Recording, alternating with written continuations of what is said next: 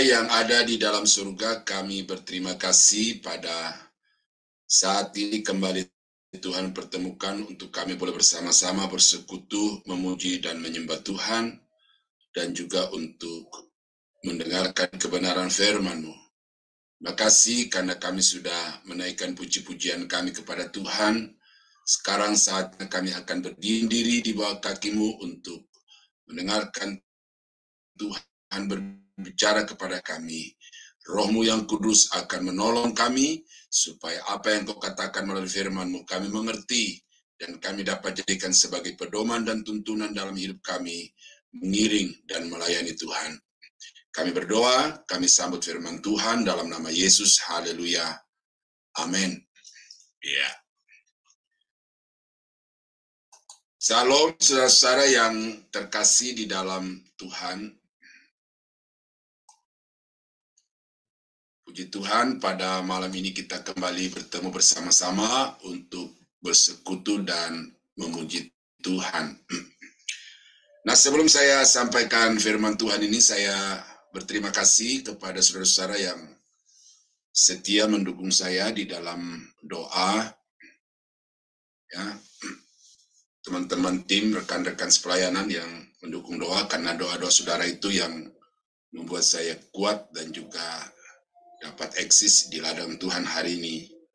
Terima kasih juga kepada teman-teman yang dengan kasih Kristus telah bersedia juga untuk mensupport secara finansial, ya, bukan saja dari tim ini tetapi dari tim yang lain. Dan itu semua adalah bukti kasih saudara kepada Tuhan, tanggung jawab terhadap pelayanan, dan juga bukti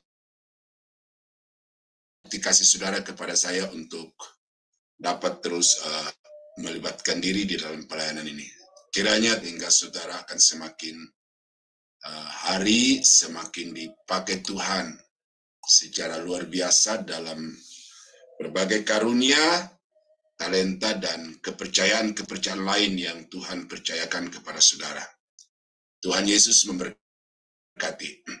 Nah, minggu lalu kita bicara tentang iman yang besar di mata Tuhan menurut Lukas pasal 7 ayat 1 sampai 10, di mana di situ dibicarakan tentang seorang perwira Kapernaum, orang Yunani, bukan umat Yahudi, bukan bangsa pilihan Allah, tetapi telah memberikan kepada kita satu contoh iman yang besar, yang berkenan kepada Tuhan, dan sekaligus iman yang berdampak luar biasa dalam kehidupan kita, karena hamba dari perwira Kapernaum itu sembuh seketika itu juga.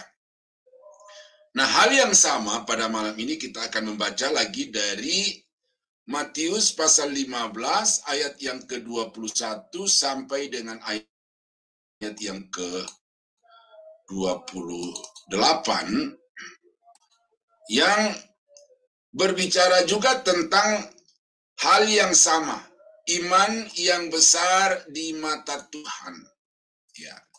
Dan juga sangat menarik bahwa yang menyatakan iman ini bukan orang Yahudi, bukan keturunan Abraham, bukan bangsa pilihan Allah, tetapi sekali lagi dia adalah orang kafir di mata pemandangan orang-orang Yahudi, yaitu seorang perempuan Siro-Fenisia atau seorang Kanaan, ya, bangsa yang tadinya harus dilenyapkan oleh bangsa Israel ketika mereka memasuki tanah Kanaan, tetapi Yosua tertipu sehingga ada sisa-sisa dari bangsa itu yang masih hidup. Dan inilah yang menurunkan keturunan demi keturunan sampai pada zaman Yesus, dia berjumpa dengan seorang perempuan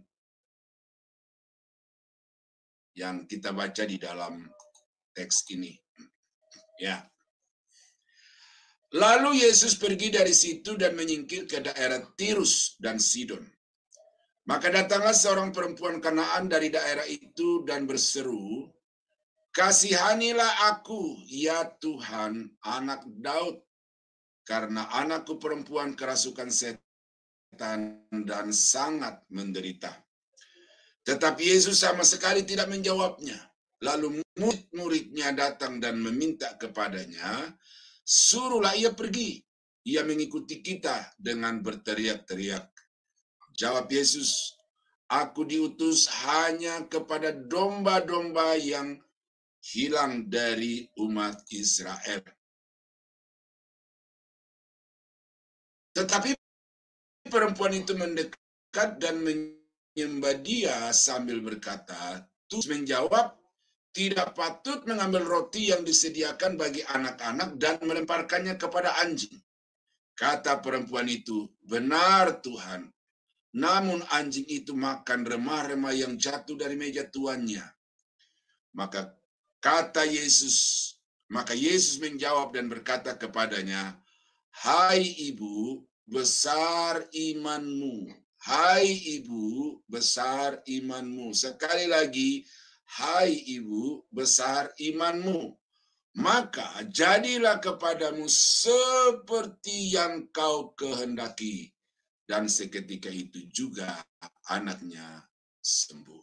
Nah, demikianlah pembacaan kita saudara dari Matius pasal 15 ayat yang ke-21 sampai dengan ayat yang ke-28. Dan topik iman yang besar itu bukan sesuatu yang saya renungkan, yang saya pikirkan kemudian muncul dari pikiran saya sendiri, tetapi topik iman yang besar itu datang dari pernyataan Yesus sendiri di dalam ayat yang ke-28 yang saya sudah baca 3 kali tadi itu, supaya menjadi jelas kepada Bapak Ibu bahwa sesungguhnya di mata Tuhan ada orang-orang yang jelas-jelas memiliki iman yang besar, iman yang benar, tetapi juga ada orang-orang yang kelihatannya beriman, kelihatannya beribadah, kelihatannya berserah kepada Tuhan, tetapi sesungguhnya tidak memiliki iman yang berarti di mata Tuhan. Nah, oleh karena itu maka sangat penting untuk kita belajar dari kisah perempuan Siropinisia atau perempuan Kanaan ini, karena Yesus sendiri yang memberikan satu pernyataan, hai ibu, besar imanmu.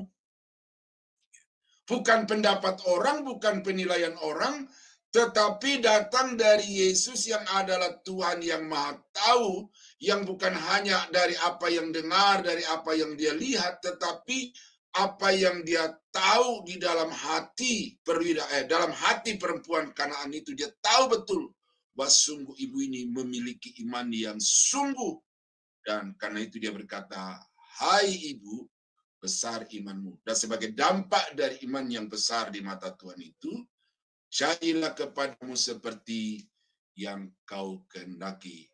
Dan seketika itu juga anaknya sembuh. Ya, seandainya saudara sama seperti teks di dalam Lukas pasal 7 ayat 1 sampai 10 khususnya 9 itu, mungkin di sini dia akan berpaling dan berkata kepada murid-muridnya, iman sebesar ini tidak pernah kujumpai sekalipun di dalam hidup dan hati dari murid-muridku. Karena waktu itu Yesus sedang berjalan bersama dengan rombongan, bersama dengan tim pelayanan, dan khususnya murid-murid inti ada pada waktu itu. Dan mereka mendengar apa yang Yesus katakan. Nah, kalau kita baca pasal selanjutnya dari Injil Matius ini, saudara, khusus di pasal 16, ketika Yesus bertanya kepada mereka, menurut orang siapakah aku ini? Maka di situ ada muncul jawaban yang beraneka ragam. Itu satu bukti bahwa para murid sendiri pun juga belum memiliki satu pengenalan yang benar kepada Yesus, dan oleh karena itu iman mereka di mata Yesus itu tidak setara, tidak sebanding dengan iman yang dimiliki oleh perempuan Kanaan ini. Ya, jadi saya memperlihatkan dulu itu komparasi antara iman dari perempuan Kanaan ini dengan dengan iman dari murid-murid Yesus itu. Sangat jauh, jomplang kata orang.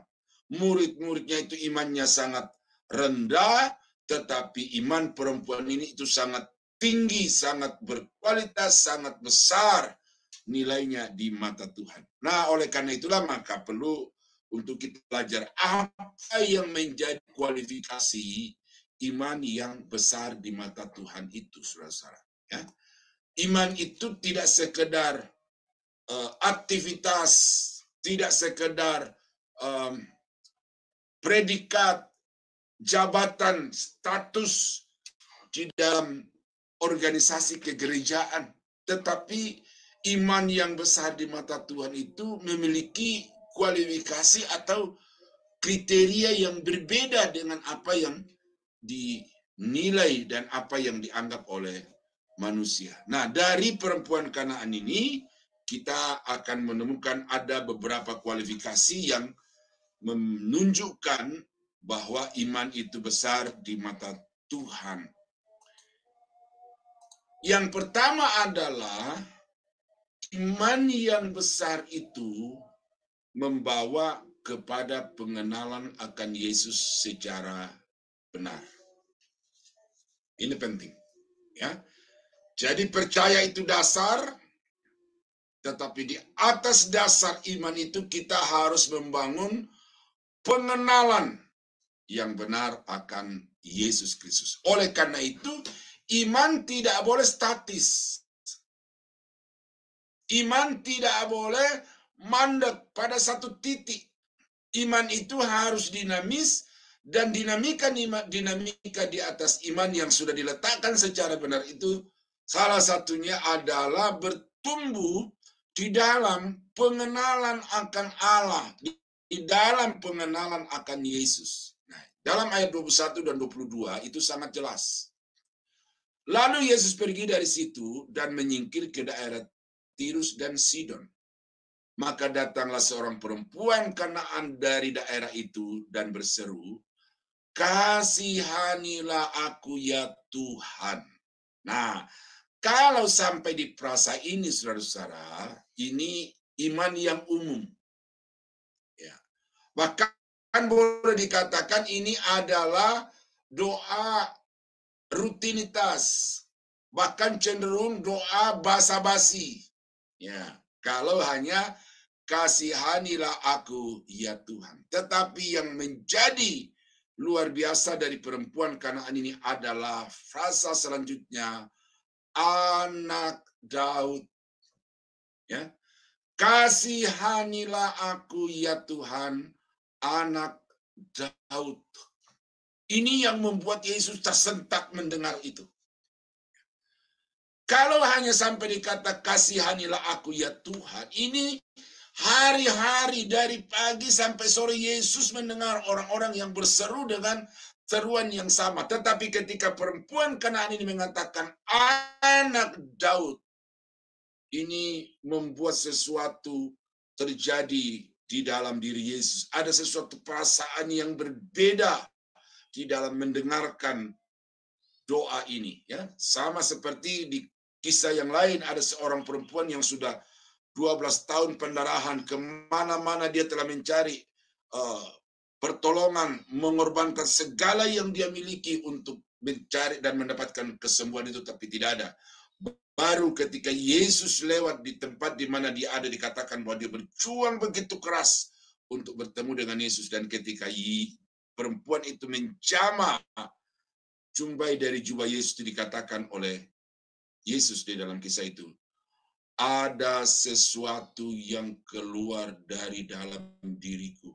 Oh, jadi perempuan pendarahan 12 tahun itu ketika dia menjamah Yesus dengan iman, ada sesuatu rasa yang berbeda di dalam diri Yesus. Nah, saya percaya bahwa ketika perempuan Kanaan ini berkata, anak Daud, kasihanilah aku ya Tuhan, saya sungguh percaya bahwa di dalam diri Yesus itu ada sesuatu yang berbeda yang dia rasakan. Saya percaya saudara tidak susah untuk memahami apa yang saya maksud, perasaan yang berbeda ini. Kenapa ada banyak orang yang merasa tertegun? Ya, katakanlah kalau saya yang bicara, mungkin orang mendengar biasa. Tetapi ketika ada orang yang berbicara, mungkin dengan hal yang sama, tetapi berbeda rasanya di dalam diri Bapak Ibu. Itu karena ada sesuatu yang mungkin sangat spesifik yang dia sebutkan untuk Bapak dan Ibu. Nah, jadi kemudian ya secara empiris gitu ya, ini kita alami di dalam kehidupan kita. Gitu. Ada sesuatu rasa yang berbeda. Nah, jadi perempuan ini sangat menyentuh hati Yesus, sangat menyentuh perasaan Yesus, oleh karena orang Kanaan, orang kafir, orang bukan pilihan Allah, orang bukan keturunan Abraham, tetapi dia tidak ragu untuk menyematkan kepada Yesus itu anak Daud. Dia tidak ragu dan dia tidak bimbang untuk mengatakan bahwa Yesus ini adalah Mesias. Yesus ini adalah anak Daud yang dijanjikan itu. Dan karena itu ketika dia berseru dengan sepenuh hati, dengan sepenuh keyakinan, kasihanilah aku ya Tuhan, anak Daud. Ini penting, ya. Mari kita bandingkan di dalam Matius pasal 12 ayat yang 23. Ini ketika Yesus sedang mendemonstrasikan satu mujizat, bukti keilahiannya, bukti keallahannya. Dia menyembuhkan seorang anak yang bisu tuli. Nah, sesudah peristiwa itu dikatakan bahwa semua orang-orang yang menyertai dia dari kalangan bangsa Israel, lalu di situ ada tua-tua, ada pemimpin-pemimpin Israel, menyaksikan dengan mata langsung apa yang dilakukan oleh Yesus, lalu apa yang mereka katakan sebagai reaksi, maka takjublah sekalian orang banyak itu, katanya, ia ini agaknya. Oh, kenapa ada kata ini, saudara? Agaknya. Seandainya kata agaknya ini tidak ada, ini akan sama seperti perempuan Kanaan itu. Ia ini anak Daud. Itu iman dari perempuan Kanaan, Sirofenisia di dalam Matius 15 itu. Tetapi orang-orang Israel, orang-orang Yahudi, pemimpin-pemimpin agama Yahudi, tidak sampai kepada pengakuan itu oleh karena mereka tidak memiliki iman, tidak memiliki kepercayaan yang sungguh di dalam hati mereka bahwa ini Mesias, ini anak Daud. Tetapi dari bukti-bukti pelayanannya, dari buah-buah pelayanannya, mereka dapat simpulkan ini bukan manusia biasa. Sekalipun kita tahu ayah ibunya, orang tuanya, daerah tempat tinggalnya kita tahu, tetapi dari buah-buah dan bukti-bukti pelayanannya, ia ini bukan orang biasa. Lalu karena itu mereka berkata, ia ini agaknya anak Daud. Nah, saudara-saudara, kita melihat di situ, karena itu tidak ada reaksi Yesus terhadap orang-orang Israel itu. Berbeda dengan perempuan Kanaan tadi. Ya. Setelah sampai di ayat yang ke-28, hai ibu, besar imanmu. Karena dia tidak ragu, sama sekali tidak bimbang, bahwa ini adalah Mesias yang dijanjikan, juru selamat yang dijanjikan itu. Dan datangnya dari keluarga Daud, sehingga dia ini pasti adalah anak Daud.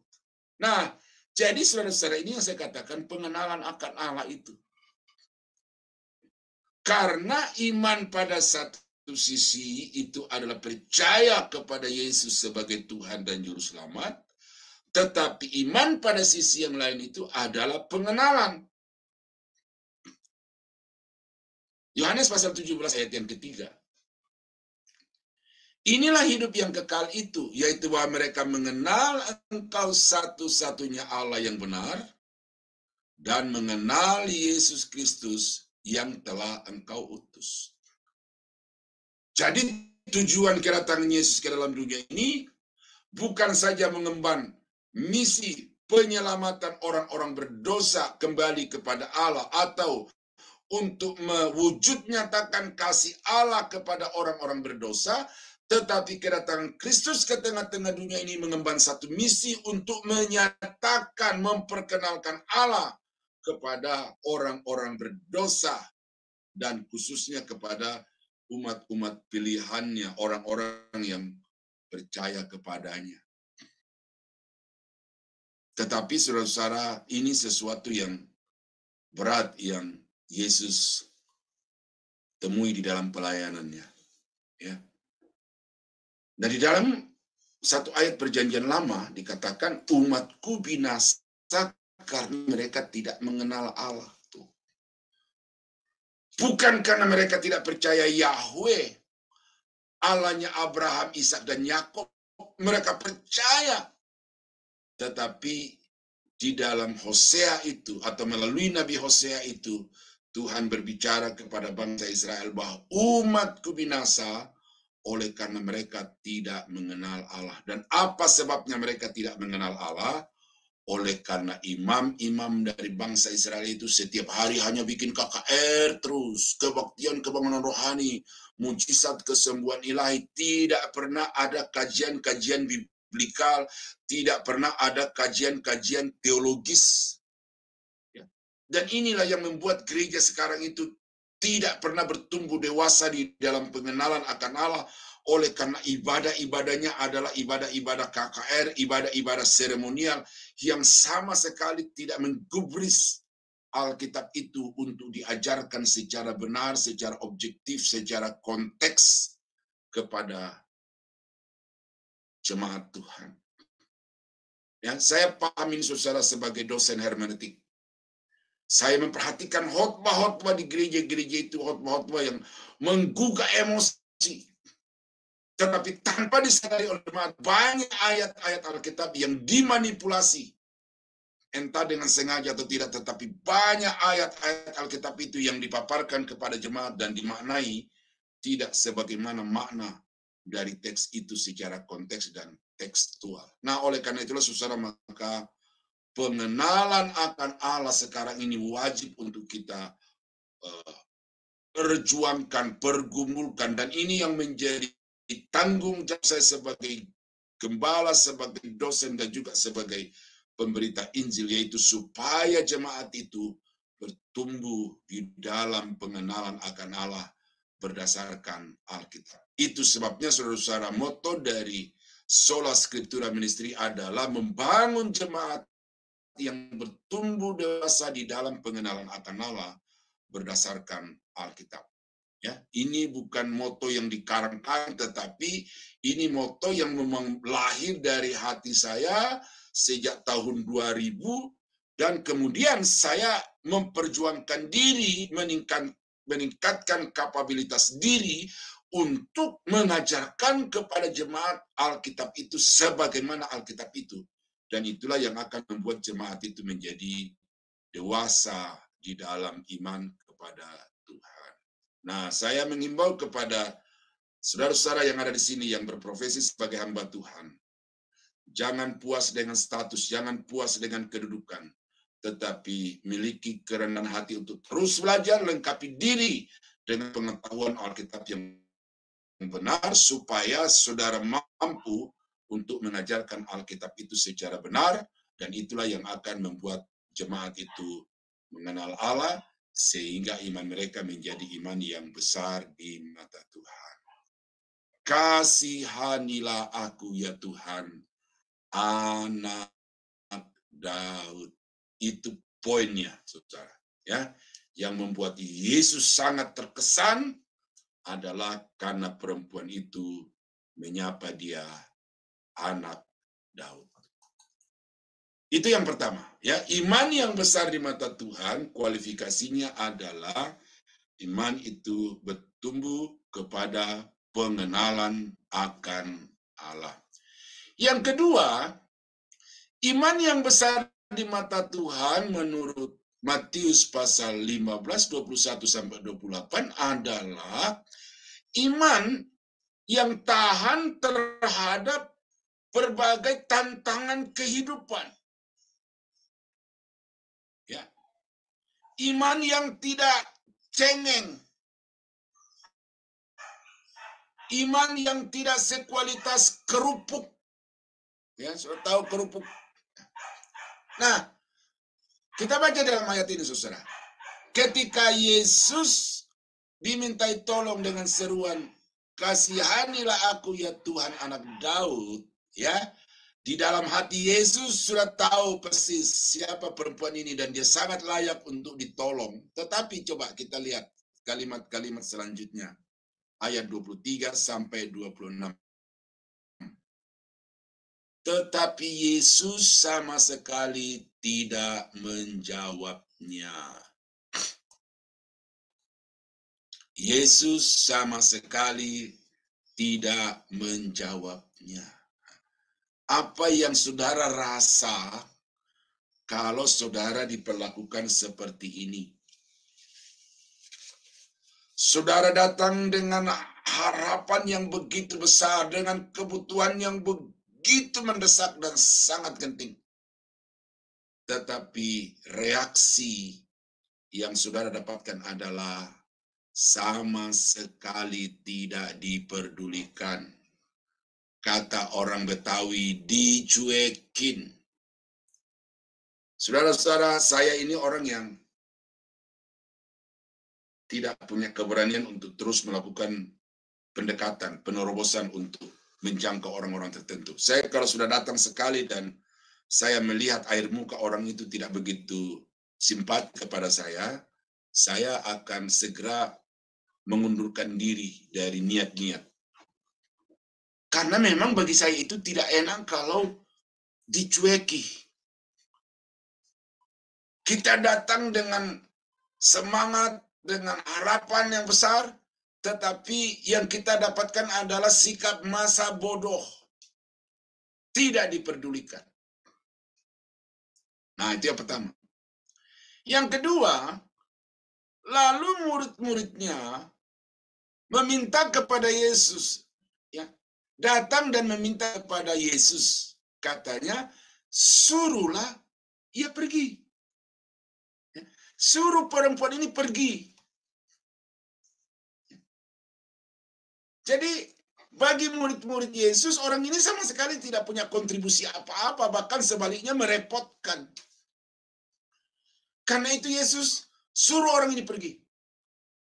Dia datang tidak memberi kontribusi, pergi tidak menghilangkan apa-apa. Kita ada 1000 orang yang lebih daripada orang semacam ini. Ya, ini berat, saudara. Ya. Saya merasa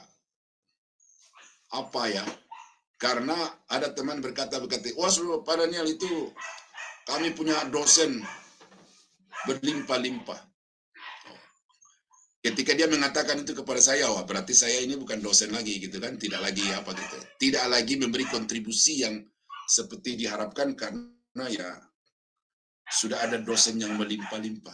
Jadi artinya saya ada di situ tidak terlalu mempengaruhi, saya pergi juga ya tidak terlalu mempengaruhi. Nah, jadi ini hal yang sama, perlakuan yang sama yang dihadapi oleh perempuan ini. Suruh dia pergi. Kita tidak butuh. Kita punya lebih banyak orang-orang seperti ini. Nah, Nah, kalau saudara diperlakukan seperti ini gimana? Ya, tadi saya sudah katakan tadi itu. Ya, saya sebagai seorang pendeta sekalipun itu, ya ketika saya mendengarkan pernyataan-pernyataan seperti itu, ya berarti ya oke kalau gitu. Saya ini orang yang tidak berarti tidak punya nilai ya. Nah, gitu. Lalu yang berikut adalah ia mengikuti kita dengan berteriak-teriak, mengganggu. Pergi lebih baik karena dia hadir mengganggu. Tidak memberi kenyamanan, justru menimbulkan huru-hara. Pergi. Oh. Itu saudara bisa melihat itu tantangan yang perempuan ini hadapi. Dari Yesus dia dicuekin, dari murid-muridnya dianggap sebagai pengganggu. Waduh. Yesus berkata, marilah kepadaku kamu sekalian yang letih lesu dan berbeban berat, aku akan memberikan kelegaan kepadamu. Tetapi ketika orang yang seperti itu datang, apa yang dia dapat? Nah, lalu ayat yang ke-24. Jawab Yesus, aku diutus hanya kepada domba-domba yang hilang dari umat Israel. Jadi aku ini hanya untuk kelompok umat pilihan Tuhan, kelompok bangsa Israel, kelompok keturunan Abraham, Ishak dan Yakub. Di luar daripada itu sama sekali tidak masuk di dalam tujuan kedatangan saya ke dalam dunia ini. Jadi apa artinya ini, saudara? Jadi kita melihat ada satu pemisahan yang sangat tegas. Orang Yahudi bukan Yahudi. Ibu, kau kan bukan orang Yahudi. Kau kan bukan orang Israel. Kau tidak pantas untuk datang kepadaku dan aku tidak diutus untuk menolong engkau. Sadis, saudara-saudara ya. Ya, tetapi sekali lagi Yesus tahu apa yang dia katakan karena Yesus tahu siapa yang dihadapi. Kalau saudara diperlakukan seperti ini, ada satu teman saya pendeta dari desa gitu, dia datang ke Jakarta dengan harapan seperti pernyataan pendeta besar di Jakarta yang datang ke Toraja, dan di sana dia menyatakan, saudara-saudara, kalau ada di antara Bapak Ibu, khususnya hamba-hamba Tuhan yang sangat membutuhkan pertolongan, silakan datang ke tempat kami di Jakarta dan kami akan membantu. Wah, ketika pendeta-pendeta di Toraja, khususnya teman saya ini mendengar itu, wah, harapan besar. Lalu dia bikin program dalam gerejanya. Jemaatnya ini jemaat-jemaat desa, petani. Kalau begitu kita bikin program, kita beli kerbau, kita gemukkan, lalu kita jual lagi. Bikin program itu. Datang ke Jakarta, datang ke gereja sekretariat di mana pendeta itu berkantor, tetapi sebelum masuk, dia sudah harus melalui birokrasi. Ya, ada ring 1, ada ring 2, ada ring 3, dan ini mungkin ring 3 dulu di lobby dulu nih, ya di ruang lobby ini. Ketemu, mau ketemu siapa Pak? Gitu ya kan? Gitu. Oke, dipertemukan dengan ring 2. Ring 2 memberi jawaban, Pak, kami hanya mau membantu pendeta-pendeta dari gereja kami yang semerek dengan kami. Waduh, pendeta ini langsung lemas, lunglai oleh karena tadi datang dengan satu proposal dengan program yang begitu jelas, dan dia juga berkata ini kami tidak minta cuma-cuma, kami hanya mengajukan pinjaman modal karena jemaat akan berusaha untuk mengembangkan penggemukan kerbau. Tetapi ketika dia mendengar kami hanya mau membantu pendeta-pendeta dari gereja kami yang semerek dengan dia, itu menjadi letih lesu, lunglai, tak berdaya. Yesus berkata, aku diutus hanya kepada domba-domba yang hilang dari umat Israel. Saudara-saudara, ini semacam kodam 5 kilo yang menghantam kepala perempuan itu. Tetapi saudara-saudara, saya berkatakan tadi, Yesus tahu apa yang dia katakan, dan Yesus tahu kepada siapa dia berbicara, karena itu dia menyatakan ini. Ayat yang ke-25, tetapi perempuan itu mendekat dan menyembah dia sambil berkata, Tuhan, tolonglah aku. Jadi artinya dicueki, dianggap sebagai pengganggu, dianggap sebagai orang yang tidak pantas untuk mendapat pertolongan. Itu sama sekali tidak membuat perempuan ini kemudian letih lesu seperti teman saya dari desa di Tanah Toraja itu. Dia tetap maju. Dia tetap mendekatkan diri. Tuhan, tolonglah aku. Oh, saudara-saudara, satu pernyataan sikap hidup yang sangat-sangat luar biasa yang ditunjukkan oleh perempuan ini. Dia tidak mundur, dia tidak menyerah. Tetapi dia tetap melangkah maju. Tuhan, tolonglah aku. Nah, sampai di situ muncul ayat 26. Saya kira ini, saudara, ini merupakan klimaks yang dari tantangan yang perempuan itu hadapi. Tetapi Yesus menjawab, tidak patut mengambil roti yang disediakan bagi anak-anak dan melemparkannya kepada anjing. Ya. Memang ini tidak direct kepada perempuan itu. Hei anjing, tidak begitu saudara. Tetapi dengan mengangkat satu kisah atau satu analogi, tidak patut mengambil roti yang disediakan bagi anak-anak dan melemparkannya kepada anjing. Itu secara nyata di dalamnya engkau ini anjing.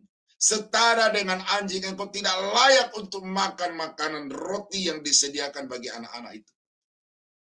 Waduh saudara, kalau saudara dikata-katai seperti ini, apa rasa di dalam hati saudara? Apa pikiran saudara sebagai reaksi terhadap perkataan ini? Saya yakin akan muncul di dalam hati saudara itu satu gejolak. Tadinya ada harapan yang begitu besar, tetapi sekarang akan melemah selemah-lemahnya oleh karena kita tidak pernah mengharapkan dari orang yang kita begitu idolakan luar biasa, tetapi kemudian pada akhirnya dia menyamakan kita dengan anjing. Nah ini adalah satu pandangan umum, sikap umum dari bangsa Israel kepada bangsa-bangsa lain. Karena bagi orang-orang Yahudi, bangsa-bangsa lain itu ya najis setara dengan anjing. Dan perempuan ini ditempatkan pada level itu, setara dengan anjing. Karena tidak patut mengambil roti yang disediakan bagi anak-anak dan melemparkannya kepada anjing. Ya, tetapi sekali lagi saudara, perempuan itu berkata, ya, benar Tuhan, ya benar Tuhan. Namun bukankah anjing itu makan remah-remah yang jatuh dari meja tuannya? Sekali lagi, perempuan itu mengekspresikan betapa besar imannya kepada Yesus. Dia tahu bahwa ini hanya satu ujian, ini hanya satu tantangan kecil yang saya harus hadapi, ini hanya harga kecil yang saya harus bayar demi mendapatkan pertolongan dari Yesus Tuhan Anak Daud itu. Karena itu saya tidak boleh menyerah, tidak boleh putus asa, tidak boleh kecewa dengan Yesus. Lalu meninggalkan Yesus. Saya harus tetap maju. Oleh karena apa yang diucapkan Yesus ini bukan keluar dari hatinya, tetapi ini adalah satu proses yang harus saya lewati untuk akhirnya mendapatkan pertolongan darinya itu. Dan karena itu, Tuhan, tolonglah aku. Kasihanilah aku ya Tuhan Anak Daud. Susah. Ini yang kedua yang menyatakan betapa perempuan ini imannya besar di mata Tuhan adalah karena dia sama sekali tidak gentar dengan tantangan dan pergumulan yang harus dihadapi. Nah, ini gambar ilustrasi ini saudara ya.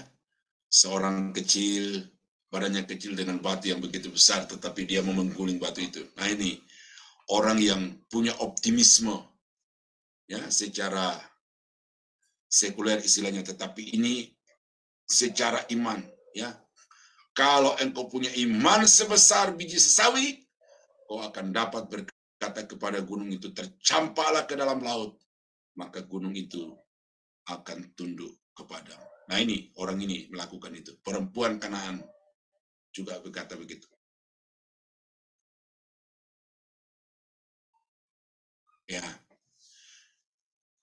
dia diabaikan. Ya, saya pakai istilah lebih halus lagi ya. Tadi dicueki, diabaikan. Dia diusir, dianggap tidak layak, direndahkan. Itulah tantangan yang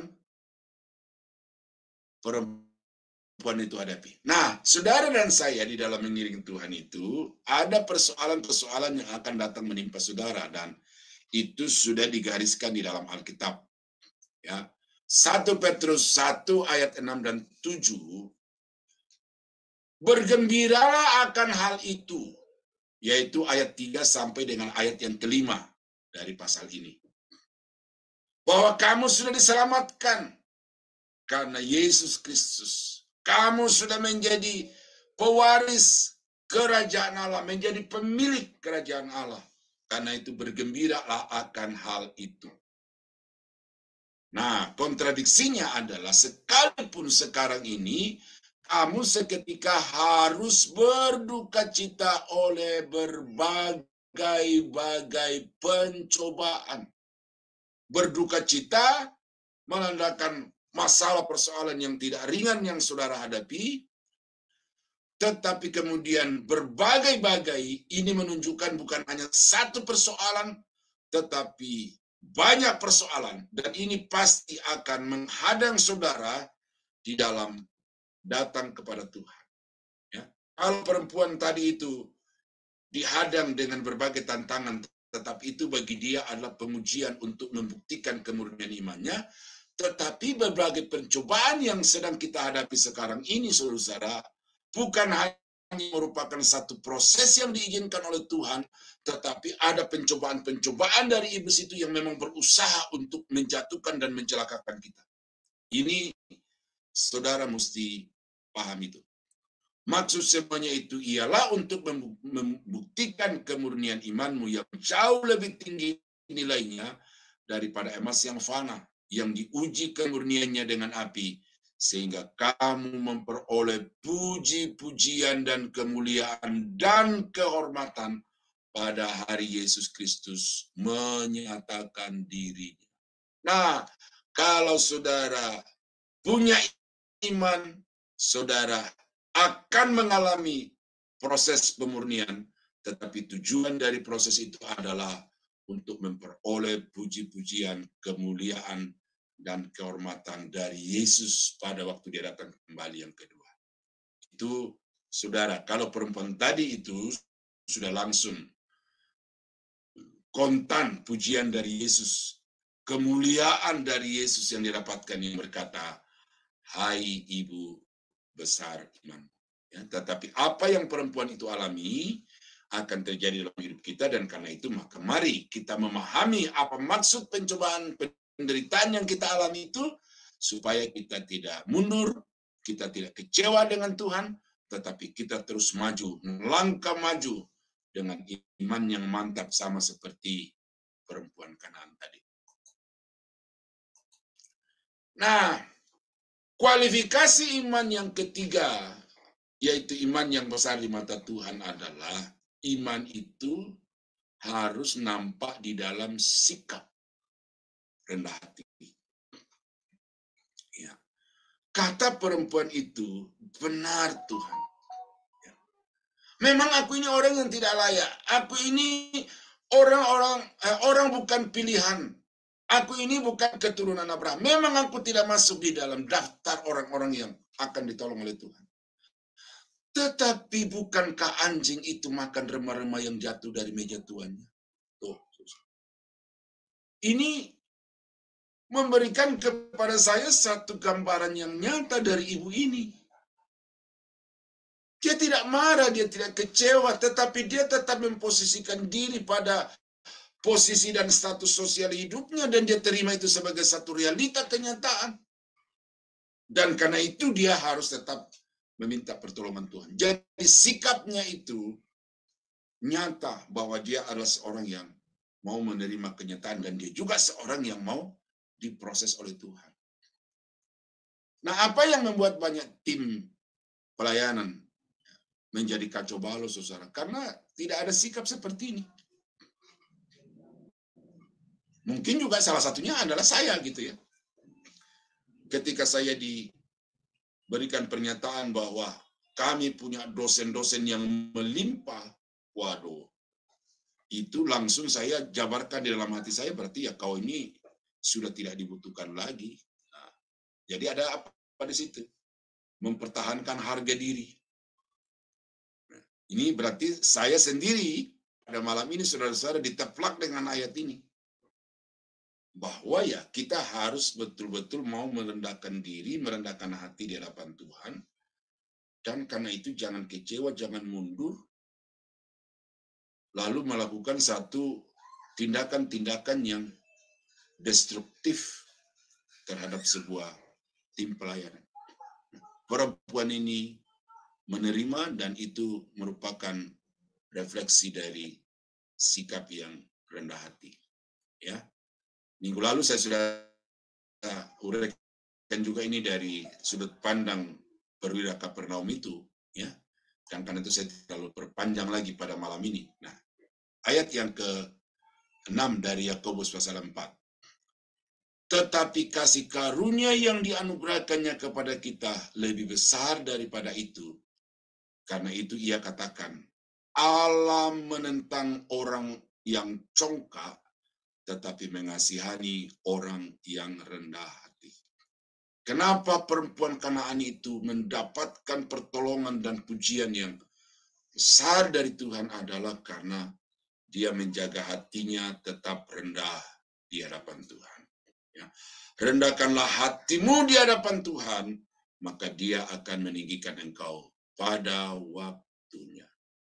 Nah, saudara-saudara yang kekasih dalam Tuhan, saya mau aplikasikan ini di dalam sebuah tim, karena saya bergerak atau terlibat di dalam berbagai tim di banyak organisasi. Dan selalu saya katakan kepada teman-teman bahwa tidak ada satu orang yang mampu untuk melakukan segala-galanya dalam satu organisasi itu tanpa dukungan orang lain.